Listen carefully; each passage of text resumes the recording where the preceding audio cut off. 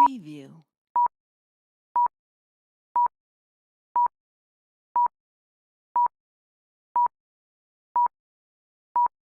Preview.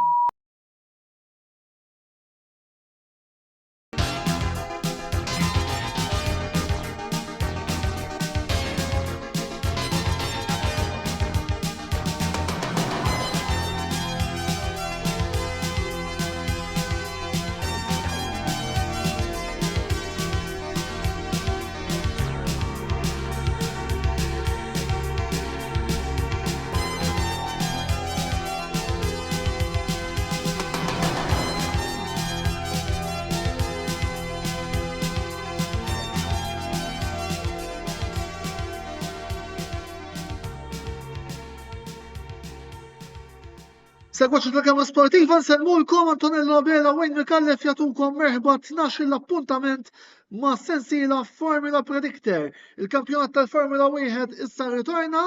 Wayne, l-ewwel qed insellimlek. Nsellimlek Antonello u ġejna wasalna bi għat-tieni episodju diġà tielet episodju teknikament ta' Formula Predictor issa. Eżattament. Ħanamlu naqra pass lura ma' x'dejlek mill-Awstralja. Kienet liqa interessanti, l-ewwel darba rajna l-karozzi kompletament ġodda, rajna battalja tajba bejn Leclerc u Russell għar-rebħ tal-Grand Prix. Kieku kelli nażel xi ħaġa forsi laqtitni jew ma laqtitniex ħajt sta tgħid bejniethom it-tnejn ikolli ngħid il-mod ta' kif saret il-ġdida bejn Russell u Leclerc kienet qisha battalja ċess tista' tgħid ċess tal-batteries. Jekk xi ħaġa tajba l-isport dik hemm diskussjoni oħra mhux għallum, però kienet interessanti naraw din il-bidla drastika. Tajjeb ħafna. Mela, ħalli nagħtu naqra ħarsa lejn is-sitwazzjoni attwali wara il-round Awstraljan u kif qegħdin taraw Wayne qed igawdi ġiex punti vantaġġ fuq id-darba. Għalkemm irridu ngħidu ħaġa, propjament jien għoddejthom 4-3 mbagħad Wayne induna li ħadd żball u mill-ewwel kien pront ikkorreġa għaldaqstant proset Wayne. Ma kellix intenzjoni nisirqek imma. Provajt iġib xi punt żejjed qisek. Le, mhux l-intenzjoni tiegħi, anzi taf suppost. Insomma, mela, din il-ġimgħa għandna il-Grand Prix ta' Ċina se jkollna aktar punti fuq il-mejda li għandna l-sprint, biss qabel xejn bħas-soltu nibdew billi naraw x'se tkun l-akbar sorpriża. Wayne. Illum dil-ġimgħa Il-ġimgħa li għaddiet jekk tiftakru l-programm semmejt li l-Aston Martin mhux se jispiċċaw it-tellieqa u ġabruli ġiex punti tajbin. Darba l-Aston Martin ħanet magħhom għall-akbar sorpriża u ħanejt li waħda miż-żewġ karozzi tagħhom ħadd tgħaddi għal Q2 is-sibt. Għalfejn naħseb hekk. Prattikament l-Awstralja ma kienu l-Aston Martin batew ħafna, però nemmen li kienet opportunità tajba għal dan it-tim biex jiġbor xi dejta li fit-testing ma setax jiġbor minħabba nuqqas ta' laps li għamlu. Il-karozza attwalment ma tidhirx ħażina ħafna l-ikbar problema li hemm hija l-Magna Honda. Jiġifieri naħseb li forsi jafu jġaħġu xi riżultati mqar jgħaddu għal Q2 ġewwa ċ-Ċina. Tajjeb ħafna. Mela, jiena min-naħa tiegħi permettu li nkun naqra campanilist, permettu li nkun naqra biased, but I am backing one of my boys, kif jgħidu l-Ingliżi, to get back. U għaldaqstant jiena se ngħid Oscar Piastri jiġi mal-ewwel erba' fil-Grand Prix. Piastri għandu xi jirrispondi wara d-disfatta li kellu f'Melbourne, però ma rridux ninsew li s-sena l-oħra ġewwa l-Awstralja kien u anzi ġewwa ċ-Ċina kien hu li rebaħ dan il-Grand Prix. Għaldaqstant jien għandi fiduċja għamja iktar mis-soltu illi Oscar Piastri ser ikun qiegħed jagħmilha mal-ewwel erba' fit-tmiem it-tellieqa. Ovvjament, issa rridu naraw se jiġri nixtieq li jirbaħ, imma naħseb se tkun impossibbli.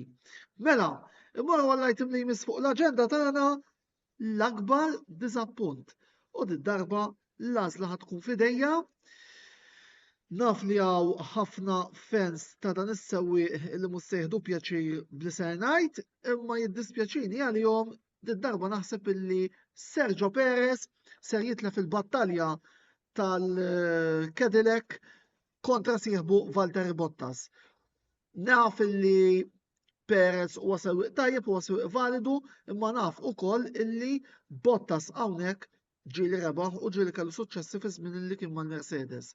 U nemmen li din hija raġuni għalfejn fil-battalja bejn is-sewwieqa tal-Cadillac ser ikun il-Finlandiż u mhux il-Messikan li ħajspiċċa l-ewwel.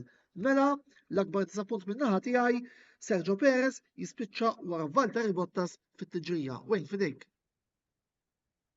Bħala disappunt biex se nsemmi team as such, però ħan semmi engine manufacturer u qed nirreferi għal Ford li jiena naħseb li ġewwa l-Grand Prix tal-ħadd naħseb li waħda mill-supplying cars tagħhom ħadd jieqaf, ħajkollhom engine reliability issue waħda mit-tlieta. Jiġifieri jew għar-Red Bull jew għar-Racing Bulls. Għalfejn naħseb hekk, naħseb li l-Ford għandha magna tajba, potenzjalment tajba, hija magna b'saħħitha bħala top speed, però fejn for reliability qed naraw li għandha xi issues li għadhom iridu jiġu solvuti. Bħalma rajna b'Isaac Ħaġar il-ġimgħa li għaddiet. Din il-Grand Prix nemmen li xi ħaġa simili tista' tiġri għal waħda minn dawk l-erba' karozzi. Tajb ħafna, mela, kif għedna din il-ġimgħa ħanatu punt ekstra għaliex għandna telli sprint għal daqstant ejja ħalli naraw flimkien min naħsbu li ser jirbaħ it-telli sprint tal-Grand Prix taċ-Ċina. Wayne, illuminana. Hawnhekk ħammur forsi għal safe option, però għandi l-ewwel għażla u għalhekk ngħid George Russell. Nemmen li ħajkompli fejn ħalla fl-Awstralja u ħajkompli iżid id-distak fuq ir-rivali tiegħu. Sewa wisq, jiena semmur għal għażla kompletament opposta u se ngħid għal xiex ukoll l-għażla tiegħi hija Charles Leclerc. Ma rridux ninsew li l-Ferrari għandhom tluq tajjeb ħafna.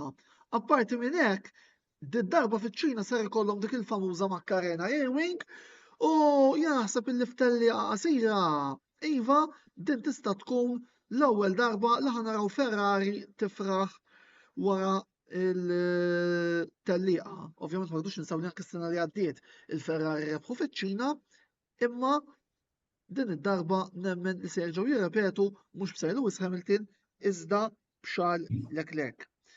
Għaldaqstant, wara rajna minn ħajrbaħ it-tellieqa sprint, issa rridu naraw x'ser jiġri s-sibt filgħodu, jew s-sibt wara nofshar fiċ-Ċina, għaldaqstant min naħsbu li ser jieħu il-pole position. U l-għażla d-darba hija f'idejja u jiena d-darba ħankun l-ħanilab safe u se ngħid George Russell. Il-Mercedes nafu li għandhom karozza veloċi, nemmen li għandhom il-potenzjal biex jagħmluha, Russell nafu li hu tajjeb nhar ta' sibt, mhux taf xejn ħallaq ta' Mr. Saturday, għaldaqstant jiena se ngħid George Russell pole position fil-Grand Prix taċ-Ċina. U inti wejn? L-għażla tiegħek ħajkun għat-teammate tiegħu, Antonelli. Naħseb li l-weekend li għadda ma kellux weekend ħażin. Minkejja l-iżbalji kollha li għamel. Fil-qualifying kien qed jisu two tenths il-bot fl-aħħar ta' Q3 minkejja li practice 3 prattikament kisser il-karozza u għamel ħafna żbalji fi Q1 u Q2. Jiġifieri kellha ħafna pressjoni fuqu, iżda it-tifel ma ħallix il-pressjoni tilabbih u skwalifika it-tieni post viċin ta' George Russell. Jiġifieri naħseb with a clean weekend Antonelli jista' jibda fil-quċċata tal-grid. Tajb ħafna. Mela, niġu għal-ħadd issa u naraw min naħsbu li ser jispiċċa fit-tielet post. Wayne, fidejk. Bħala t-tielet post ħanażel lil Charles Leclerc. Naħseb li ħajspiċċa fl-istess pożizzjoni li spiċċa l-Awstralja. Bħalma semmejt int il-Ferrari din il-ġimgħa ħajġibu l-famuża Macarena Wing. Hija fittihom vantaġġ iva fl-straights kemm ħadd vantaġġ għandna rridu naraw, però naħseb li attwalment il-Ferrari m'għandux karza ħażina u naħseb li ħajspiċċa fit-tielet post. Sema wisq, jiena ħanaqsam il-garaġġ din id-darba, nemmen li se tinkitab l-istorja fiċ-Ċina, dan ifisser li Sir Lewis Hamilton fil-ferma tiegħi almenu ser jkun qed jikseb l-ewwel podju tiegħu fil-karriera mat-tim tal-Ferrari. Prattikament ir-raġunijiet ġew tajt ħafna minnhom inti Wayne u tajt ukoll xi raġunijiet jiena fl-isprint. Naħseb li wasal iż-żmien illi naraw il-Sir Lewis jikseb podju ta' veru din-darba, mhux bħalma ġara s-sena l-oħra fl-isprint. Podju ta' veru u jispiċċa fit-tielet post. Mela, minn hemm naraw min naħsbu li ser jispiċċa fit-tieni post. U l-għażla tiegħi ser tkun ħanilab karta ta' din-darba min naħseb se jiġi t-tieni. Jien semmur għal Max Verstappen. Max Verstappen illi fil-ferma tiegħi naħseb illi rajna jagħmel rimonta tajba fl-Awstralja u ninsab ċerti li fiċ-Ċina jekk ma jinqalgħux problemi se jkun qed jgħidija għal din ir-rebħa żgur. Il-problema hi illi għalfin ta' Formula Predictor naħseb illi labt riskju. Imma insomma sta naraw. Wayne. Għażla interessanti ġifieri, għandna ma kontx nistenni ngħid il-verità. Però forsi ħanilab karta jiena hawnhekk ukoll għax għat-tieni post m'iniex ħammur għal minn Mercedes, iżda ħankompli nsaħħaħ dak li qed int qabel u naħseb li Sir Lewis Hamilton ħajġib l-ewwel podju tiegħu mal-Ferrari. Din id-darba ma jiena naħseb li ħajspiċċa fit-tieni pożizzjoni aħjar minn teammate tiegħu Charles Leclerc. Kellu weekend tajb ħafna l-Awstralja Hamilton bħala tellieqa, qualifying kien qabatut, però fit-tellieqa kellu passo gara nemmen aħjar minn ta' Charles Leclerc. Nafu li Hamilton ħobba ċ-Ċina, is-sena li għaddiet rebaħ l-sprint. Din is-sena jinsab iktar kuntent bil-karozza, jiġifieri naħseb li Hamilton could have a great weekend here. Tajjeb. Argument interessanti ħafna. Mela, issa naraw min se jirbaħ il-Grand Prix u naħseb illi għax-xaqta jien. Ħanaraw naqraw Wayne State raġun. Min taħseb li ħanażel. Le, ejdi. Ovvjament, għabel nerġa' nilab sejf għamil ta' bil-ħanejt lil-Russell. Mercedes tidher il-car to beat, Russell li dera driver to beat, u ma nistenna li ħajġri xejn differenti mill-li ġara ġewwa l-Awstralja fejn jidħol l-ewwel post. Laħat lil Russell jien se jkolli nieħu l-alternattiva l-aktar kredibbli wara Russell li naf li inti fent Antonelli imma bir-rispett kollu lejk mhuwiex hu imma huwa Charles Leclerc. Again, nemmen li din it-tellieqa taf tkun it-tellieqa li l-Ferrari tieħu l-ewwel suċċess ta' veru għal din is-sena. Leclerc nemmen li għandhom sewwieq li kapaċi jagħmilha.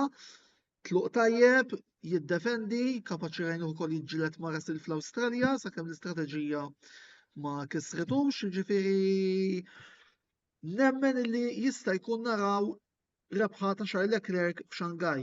Issa bil-proviżjonijiet li għamilt jiena labt karta ħansejħu hekk ta' Chinese roulette, jew ħadd tiġi tajba, jew nkella Wayne ħadd kompli taqtani. Final thoughts? Iva, naħseb li għandna xi professjonijiet interessanti, naraw x'jiġri is-sibt u anke ovvjament il-ħadd. Nixtieq li konna racing tajjeb bħalma rajna ġewwa l-Awstralja u fejn jidħol Formula Predictor nittama li nkompli kabbar il-vantaġġ huwa għal Antonello. Ha, issa naraw jiena ħadd riskju issa jew jiġi kollox tajjeb jew kella balla żerrijiet u rrid nara kif ħanirkupra f'Suzuka. Mela, grazzi lilek Wayne tal-intervent tiegħek.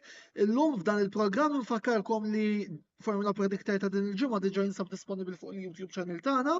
Tinżewx tidħlu hemm ħalli tafsu subscribe u ma titilfu xejn mill-kontenut kollu li se noħorġu minn ħin għal ieħor. Għada jien narakom flimkien ma' Roberto De Brincat għall-programm Id-Bassir. Il-kontenut tal-Formula 1 se jkompli matul din il-ġimgħa bil-aħbarijiet, punti statistika u kol il-vot tagħkom għal Driver of the Day, volli li tinsewx tivvotaw meta noħorġu nominazzjonijiet. Sakemm nerġgħu niltaqgħu iżjed tard matul din il-ġimgħa fejn jidħol futbol fil-każ tiegħi u għal dal-programm 15 oħra għal Grand Prix tal-Ġappun, jien Antonello Bela u Wayne Mikallef ma tfadlina xejn ngħidulkom ħlief il-slejl tajjeb u ħudu ħsieb.